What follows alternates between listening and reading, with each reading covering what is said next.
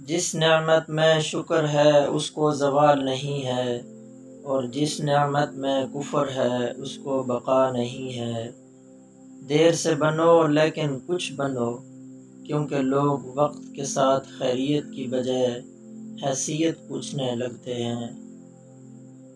لقمان حکیم سے لوگوں نے پوچھا کہ آپ نے ادب کس سے سیکھا؟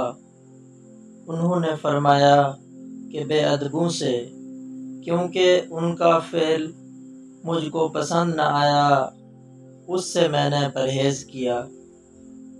دو چیزیں اپنے اندر پیدا کر لو، نمبر 1 چپ رہنا، نمبر 2 معاف کرنا، کیونکہ چپ رہنے سے بڑا کوئی جواب نہیں، اور معاف کر دینے سے بڑا کوئی انتقام نہیں۔ کوئی طبیب کہتا ہے بڑا گوشت صحت کے لیے مضر ہے، تو کوئی کہتا ہے بکرے، مرغی، مچھلی کا، لیکن سب سے زیادہ مضر اپنے بھائی کا گوشت ہے جو غیبت کر کے کھایا جاتا ہے۔ جھانکنے کی بہترین جگہ اپنا گریبان ہے، اور رہنے کی صحیح جگہ اپنی اوقات ہے۔